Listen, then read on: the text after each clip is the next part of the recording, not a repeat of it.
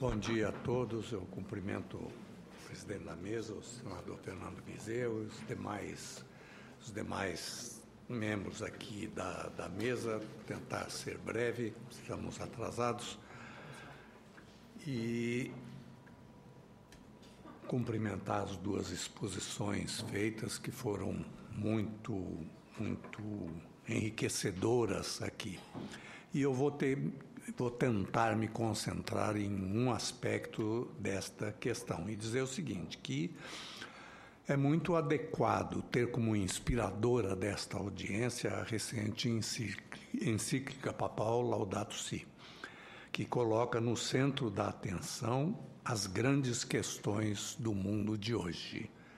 A insustentabilidade no consumo de recursos naturais, a concentração da renda no mundo e em estratos privilegiados da população, a crise na área dos recursos hídricos, a degradação do solo, a desertificação. É preciso reconhecer de início, e isso tem que ficar muito claro, uma crise do padrão civilizatório. Não é forçar uma expressão, não é chamar a atenção desnecessariamente. Os nossos modos de viver hoje não são compatíveis com as possibilidades do planeta e é preciso agir sem perder tempo. Então, depois das exposições do Dom Leonardo e do ministro Herman, eu prefiro me concentrar em alguns aspectos mais específicos e lembrar que o Brasil tem responsabilidade no seu Congresso muito fortes em relação a essas questões que estão sendo tratadas e, em especial, esta que eu vou tratar, que é da questão do clima e dos problemas na área do clima. Lembrando o seguinte, uma coisa que é esquecida todos os dias. O Brasil tem milhões de pessoas morando em áreas vulneráveis às mudanças climáticas e que podem pagar até com a vida o fato de estarem morando ali. Sempre que se fala em clima, alguém lembra que há cientistas que divergem sobre a questão da gravidade das mudanças climáticas. Eu não sou cientista, eu sou jornalista. Mas é preciso lembrar o seguinte, que o painel intergovernamental de mudanças climáticas, o IPCC, tem 600 cientistas que coligiram os pontos de vista, as representações, os trabalhos científicos de milhares de outros cientistas e chegaram a um diagnóstico que é incontestável. Então, é preciso partir daí, é um fato concreto. E a mais recente reunião preparatória para a Assembleia do Painel de Mudanças Climáticas, que será em dezembro em Paris, terminou há poucos dias em Bonn e ainda sem resultados concretos e sem um texto final definido para Paris. Apenas com um esboço de 83 páginas, com muitos adendos em cada item e que precisam ser conciliados, porque são posições divergentes dos países, e são contraditórios, e são 196 países que participam dessa discussão. Eu vou me permitir mostrar aqui só, esse não é o último, é o penúltimo esboço para o texto que vai ser discutido. É uma coisa inacreditável, né? Tudo é colocado em dúvida porque cada país coloca os seus interesses específicos na área econômica, na área política, em várias outras áreas, né? Então, esse processo de negociação levou o secretário-geral da ONU, Ban Ki-moon, haver se referido ao, abre aspas, passo de lesma das negociações, fecha aspas. A ministra do Meio Ambiente brasileira, Isabela Teixeira, advertiu que Paris não será apenas um acordo sobre meio ambiente, e sim sobre a geopolítica do desenvolvimento do planeta, sobre novas trajetórias das economias no mundo. O Observatório do Clima, entretanto, diz que o mundo está numa trajetória de aquecimento da temperatura em 3 graus Celsius.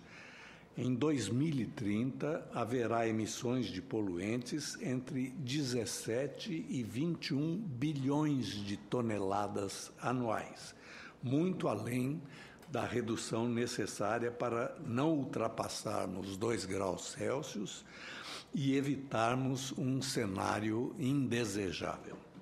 Só a Etiópia e Marrocos, entre os 29 países que apresentaram propostas até aqui, tinham limites compatíveis com as metas desejadas. Se for incluída a China, o excesso seria de 31 bilhões de toneladas anuais.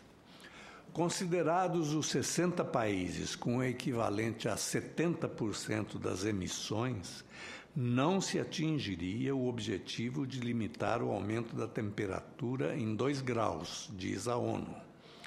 E a secretária-geral da Convenção do Clima, Cristiana Figueires, diz que não há ainda sequer recursos financeiros disponíveis para a próxima reunião.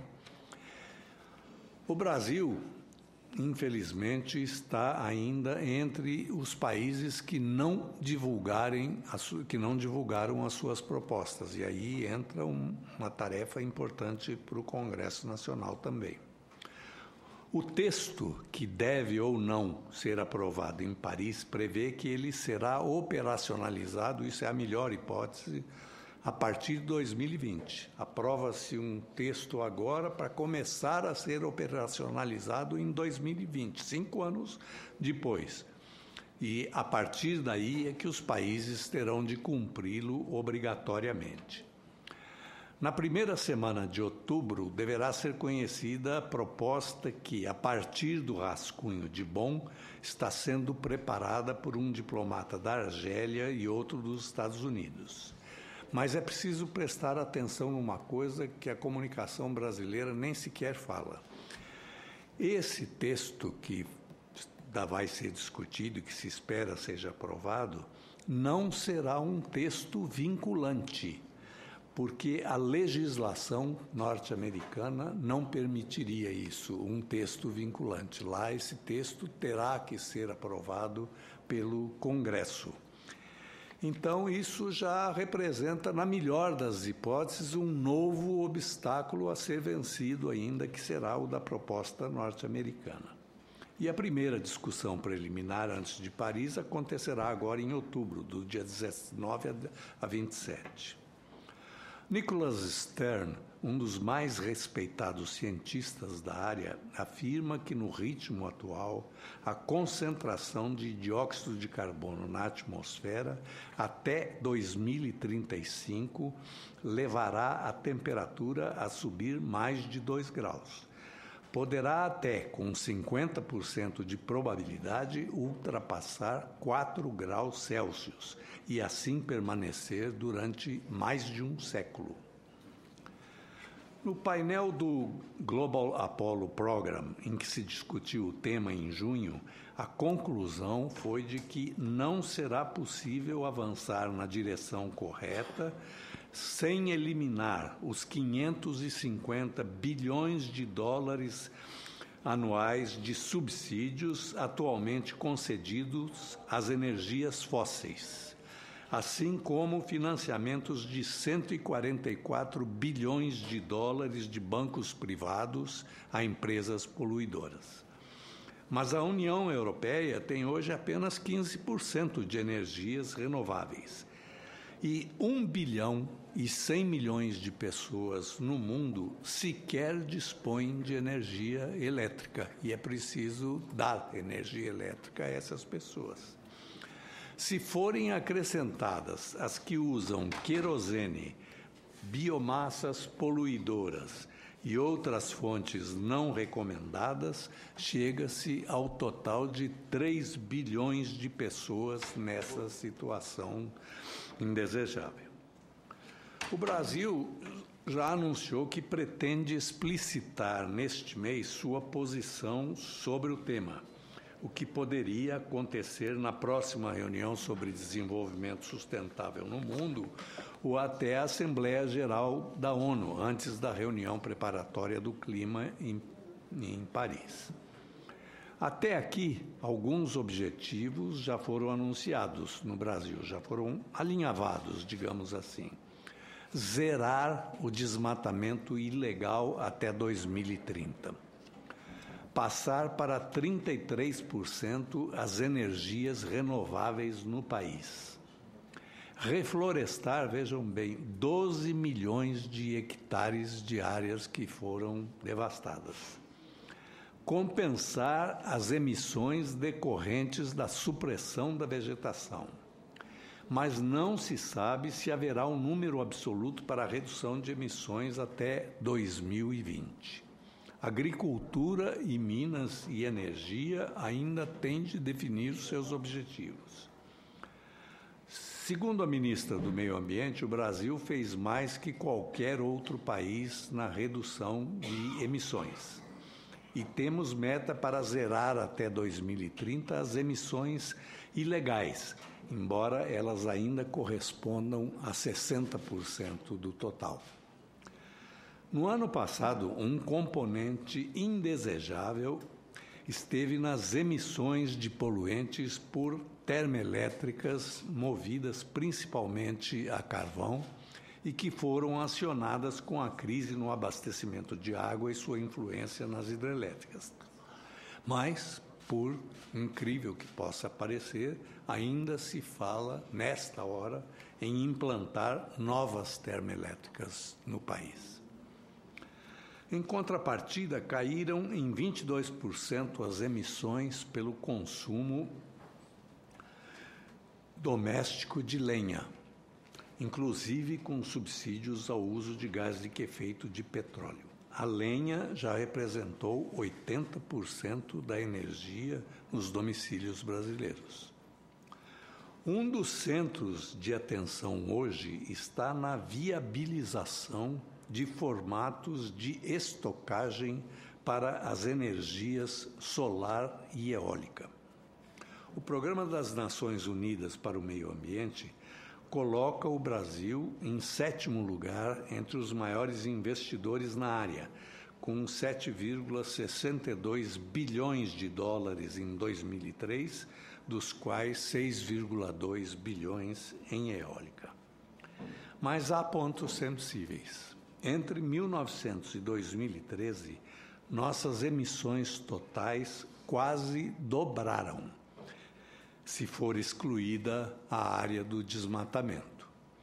Nossas emissões totais estão em 1,2 bilhão de toneladas de dióxido de carbono equivalentes. Um dos pontos mais controvertidos hoje nessa área é o das emissões da agropecuária, que interessa particularmente a esta casa, que tem representantes de todo o país. O Brasil tem, segundo estudos da Universidade Federal de Minas Gerais e outros órgãos, 211 milhões de reses. É o maior rebanho do mundo e o Brasil é o maior exportador de carne, com 20% da sua produção.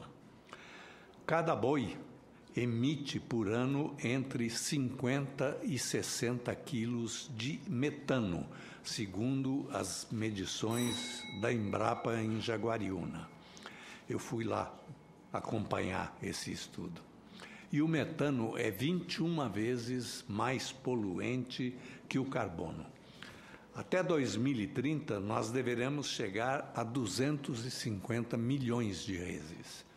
mas as pastagens cairiam ou poderiam cair 21% com métodos mais adequados. A produção subiria de 3,5 arrobas por hectare para 5,8 arrobas, com 2 reses por hectare em lugar de uma, como é a média brasileira hoje, que é baixíssima. O valor bruto da agropecuária hoje é de 473,2 bilhões de reais por ano, dos quais 303,34 bilhões nas lavouras e 169,88 bilhões na pecuária. Muitos caminhos têm sido apontados para melhorar o panorama da pecuária, hoje com 5% do produto interno bruto e 62% das emissões decorrentes da emissão de metano e desmatamento. Alguns desses caminhos apontados são: coibir o desmatamento ilegal, impedir a grilagem de terras públicas, restringir o crédito rural para candidatos não qualificados, criar e implementar áreas protegidas, chegar ao desmatamento zero na Amazônia, crédito rural subsidiado para bons produtores, melhora da assistência técnica, sensores inteligentes na terra para controlar a umidade do solo e a irrigação sem desperdício. Mas é preciso trabalhar muito em outros setores. No planejamento urbano, por exemplo, para reduzir o trânsito de veículos no país e a emissão de poluentes. Nós já estamos com mais de 70 milhões de veículos nas ruas e mais 3 milhões a cada ano. O licenciamento e a fiscalização são precários, as emissões só crescem. Precisamos trabalhar muito no controle das emissões industriais, que hoje é muito deficiente, na meta do desmatamento zero e recuperação das áreas degradadas, em muitos lugares e com urgência. Como dizia o cardeal belga Joseph Suenant, com a velocidade da informação, o que levava um século para acontecer, hoje acontece em uma década. O que levava uma década, hoje acontece em um ano. É preciso ter pressa. E lembrando ainda o presidente da França, Jacques Chirac, que na Conferência Mundial do Desenvolvimento, na África do Sul, em 2002, já dizia: nossos filhos e netos vão nos olhar nos olhos e dizer: vocês sabiam de tudo e não fizeram nada. Então, eu termino agradecendo mais uma vez o convite para estar aqui e lembrando a enorme responsabilidade do Congresso Brasileiro na condução da discussão desse assunto, na viabilização de um plano nacional para acentuar a velocidade da questão do clima. Para ver como nós estamos inteligentes, nós estamos atrasados, eu termino mesmo com um episódio verdadeiro, cômico, que mostra o quanto a nossa visão de mundo é precária. Eu moro em Goiânia e um dia saí da minha casa de carro levando um chefe do Xingu. Eu gosto muito de índio, muita gente sabe disso. Levando o Atamai, que é um chefe Uaurá, que morreu recentemente. Estava com o Atamai no carro e quando entramos numa pista de rodovia, o Atamai me perguntou, falou: por que vocês, caraíbas, que é como eles chamam os brancos, né? Por que vocês, caraíbas, tapam todos os poros da terra e não deixam a terra respirar? Falei: bom, Atamai, isso aí é para que os carros possam andar mais numa superfície mais plana, possam andar melhor, possam andar mais depressa e tal, e seguimos. Quando passamos numa segunda lombada eletrônica, ele disse: por que Caraíba faz calombo na Terra? Eu disse: bom, Atamar, isso aí é porque se não tiver isso, os carros correm muito, pode ter desastres, pode matar as pessoas. Ele ficou quieto e dali a pouco ele disse: e por que Caraíba? Primeiro fecha tudo na terra para ficar liso e andar depressa, e depois faz calombo para andar devagar, né? Nós estamos um pouco assim e precisamos cuidar. Muito obrigado.